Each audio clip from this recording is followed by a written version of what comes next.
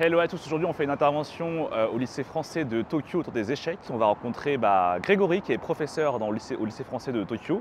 On va voir un peu à quoi ça ressemble un lycée français et on va faire une rencontre avec les jeunes de sa classe.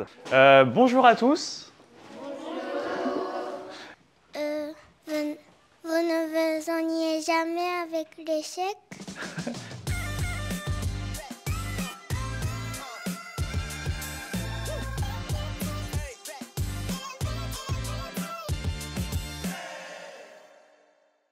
Ok, je suis un peu perdu.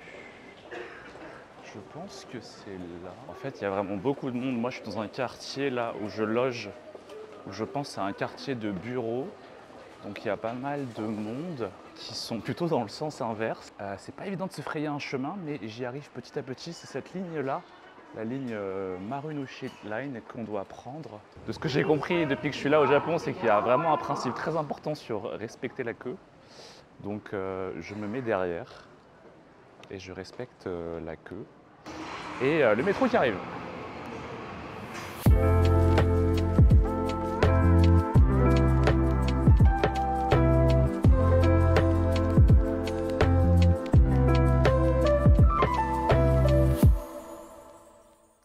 Donc, je suis avec Mayuko, qui est la mère d'une des filles qui est au lycée français de Tokyo, où je vais aller pour faire l'intervention sur les échecs.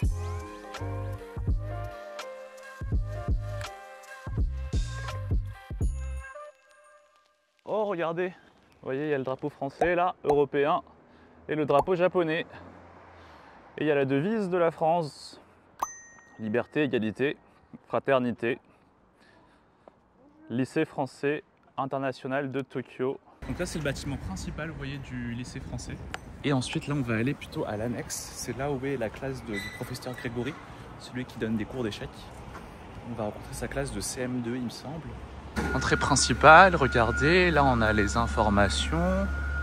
Et je voulais te demander, tu vois, là, on a le calendrier scolaire. Ouais. C'est le calendrier scolaire en France, en fait. Et c'est adapté.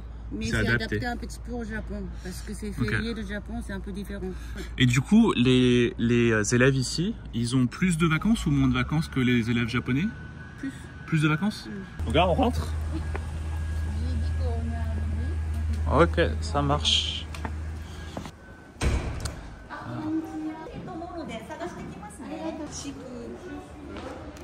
Salut Grégory, ça va? Enchanté.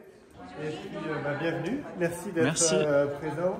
On est en atelier où là on a fait des échecs en classe. Ok. Là c'est ma classe. Ah, c'est ta classe? Ok.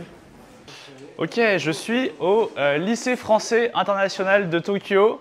Bonjour à tous. Vous allez bien? Ah, on peut se faire une séance de questions-réponses. Je ne sais pas si vous avez des questions pour moi. Moi, je vais me présenter aussi. Donc, je m'appelle Julien Song. Je suis maître international d'échecs. Et je suis aussi youtubeur autour des échecs, où il y a près de 300 000 personnes qui me suivent sur YouTube. Qui joue aux échecs d'ailleurs ici dans la salle? Est-ce que vous pouvez lever la main? Ok. Ah, vous êtes pas mal quand même à savoir jouer aux échecs. Qui sait jouer au... J'ai rencontré pas mal de Japonais qui m'ont dit qu'il y avait quelque chose qui était très connu ici. C'est le shogi. Qui sait jouer au shogi par hasard? Ah, donc c'est kiff-kiff, hein. Il y en a pas mal qui savent jouer au shogi, ok.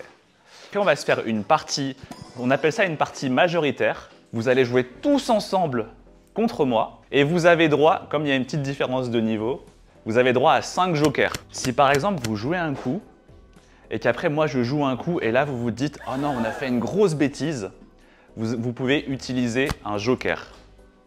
Et vous pouvez faire ça 5 fois durant la partie. Donc ça vous donne vraiment des chances peut-être de remporter la partie. Moi bien sûr, j'aurai droit à 0 joker. Ça vous va comme règle ou pas? Ouais? Ok. Vous ne vous ennuyez jamais avec l'échec? Non, je m'ennuie pas. Pourquoi tu penses que c'est ennuyant les échecs? Parce que je ne suis pas fort en échec. Ah, t'es pas fort aux échecs? Ouais, en fait, ça se passe beaucoup dans la tête, tu vois. C'est ça la différence entre les échecs et un autre sport. Par exemple, quand tu regardes le foot, bah, tu vois bien que l'action, elle se déroule sous tes yeux. Tu vois le ballon qui bouge, etc. Tu vois les joueurs qui se déplacent sur le terrain. Les échecs, c'est très différent parce qu'en fait, quand tu regardes deux joueurs d'échecs qui jouent, tu as l'impression qu'il ne se passe rien. Tu as l'impression, lui, il est assis, lui, il est assis, il se regarde comme ça, il regarde ça, c'est pas trop ce qui se passe. Mais c'est parce qu'en fait, tout se passe dans leur tête, tu vois. Il y a un des joueurs, il est en train de calculer 10 coups à l'avance peut-être, et il y a l'autre joueur qui se dit « Ah mince, mais s'il joue ça, qu'est-ce que moi je vais faire ?» Et donc, en fait, il se passe beaucoup de choses, mais on ne le voit pas forcément. Ça se passe dans la tête des joueurs, tu vois. Mais comme tu dis, effectivement, ça peut paraître ennuyeux de l'extérieur, parce que tu as l'impression qu'il ne se passe rien, tu vois. Est-ce que tu as déjà eu des commentaires des gens qui te parlent mal? Oui, c'est la classique. En fait, quand tu es créateur de contenu ou youtubeur, c'est le truc qui arrive tout le temps. Donc, on les appelle les haters. C'est le mot anglais, tu vois. Donc, c'est les gens qui t'aiment pas. Et donc, ça, j'en ai tout le temps. Et c'est normal. Tout créateur de contenu a des haters. Et encore, moi, ça va, parce que je fais des vidéos sur les échecs. Il y en a qui se prennent largement pire. Tu sais, en fait, sur YouTube, quand on met un commentaire, on est anonyme. Tu vois, on est caché derrière un pseudo. Par exemple, on s'appelle Renard du 36. Sauf que quand tu es caché derrière ton écran avec un nom et personne ne peut savoir qui tu es, bah souvent les gens ils peuvent être incités à se lâcher et à mettre des commentaires très méchants, ce qu'ils ne feraient pas forcément dans la vie s'ils te voyaient en face à face. Et ça, c'est le problème un peu d'Internet. Et d'ailleurs, bah, vous aussi, vous le savez, vous devez vous méfier de ce qui se passe sur Internet parce que des fois, vous parlez à des gens, mais vous ne savez pas vraiment si c'est vraiment la vraie personne à laquelle vous pensez parler ou si c'est quelqu'un qui cache son identité. Ok, c'est parti. Alors, moi, je joue de mon côté et après, vous vous concertez tous ensemble pour choisir votre coup, ok? Ou peut-être on pourra faire par main levée aussi, si jamais il y a un gros débat. Donc moi, je vais commencer avec E2 en E4. Alors, qu'est-ce que vous voulez répondre à ça? Alors, redis-moi ton prénom. Anna. Anna, qu'est-ce que tu aimerais jouer? Le pion. Quel pion? Le E, oui, celui-là. E7, tu t'aimerais le mettre où? E6. E6. Parce que vous l'avez dit tout à l'heure. Ok. Ah, t'es maline, hein? Ok, c'est une bonne raison, parce que je l'ai dit, ok. Quelqu'un d'autre a un coup à proposer? Alain? Avec le micro? Alain, tu jouerais quoi? Moi, je jouerais d'abord E7 à E5. Pourquoi? Parce qu'après, ça bloque ton pion. Ok. Il ne peut plus bouger et ensuite on pourra l'attaquer d'une manière, par exemple avec le cavalier. Ok, ça marche. Pour l'instant, on a E6 et E5. D'autres coups? Allez, on va voter, je crois. Qui veut jouer la défense française E6? Levez la main. Ouh là là, il n'y a pas grand monde.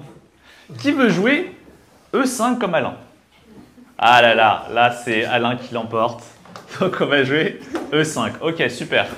Moi je vais mettre mon fou F1 en C4. Qui a un coup à proposer ici?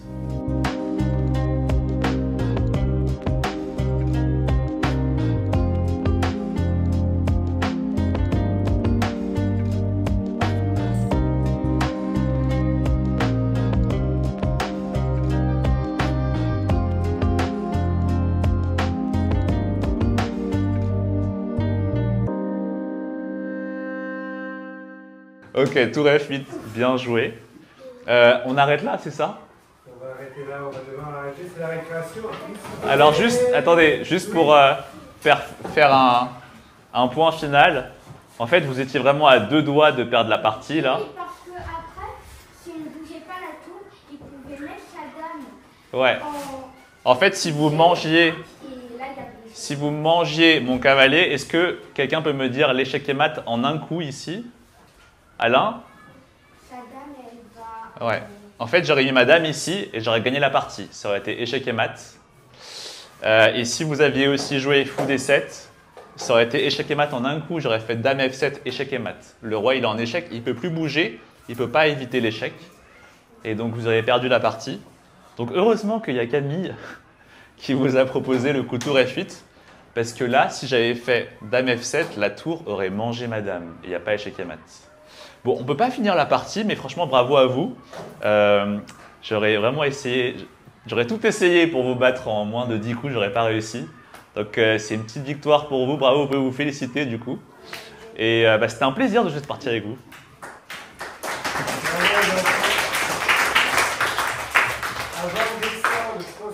Ok, donc on vient de finir la partie contre la classe de Grégory. Et là, on va aller retrouver un groupe de joueurs un peu plus expérimentés. Et on a certains, donc ceux que vous avez vus, Alain notamment par exemple. Il y aura aussi des collégiens qui vont nous rejoindre. Ok, du coup on va aller sur le site principal du lycée français de Tokyo. Là on était sur l'annexe avec mes acolytes Alain, Ismaïl et Victor. Ok, on y va, on va retrouver les autres jeunes, ceux qui vont représenter le lycée français lors du tournoi à Bangkok. Bon là ça va être un niveau un peu plus élevé je pense parce que c'est clairement des jeunes qui s'entraînent aux échecs. Et donc bon, j'ai hâte de voir à quoi ça va ressembler. Et puis on va retrouver des jeunes aussi un peu plus âgés, un peu plus grands, des collégiens. Donc ce sera un peu différent.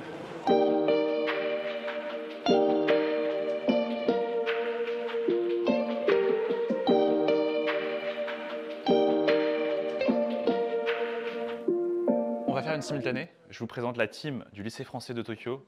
N'hésitez pas à dire votre prénom. Paolo. Safi. Hugo. Zine. Ismaïl. Léo. Marine. Alain. Yacine. Victor. Voilà la Dream Team. Et donc l'entraînement débute. On va se faire une petite simultanée. Allez, on se serre la main. Bonne partie. Let's go.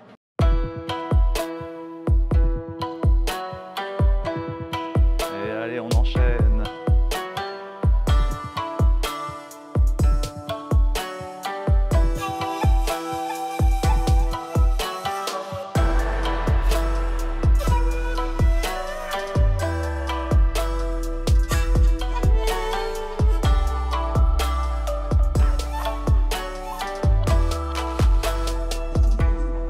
Il reste quelques survivants. Il reste Victor, qui est un survivant. il reste ces 4 joueurs. Déjà, 3 échiquiers terminés, c'est ça hein? Ouais, 3. Alors, qu'est-ce que tu penses de tes élèves là? Je suis content de. T'es content? Je suis content de leur production, c'est bien, c'est bien, c'est bien. Accrochez-vous. Ouais. C'est dur, hein, vous avez un maître en face de vous, un maître international. Bravo, bravo. Bon, déjà, bravo à tous les 4 qui sont toujours présents. Échec et mat, bien joué. Échec et mat, bien joué.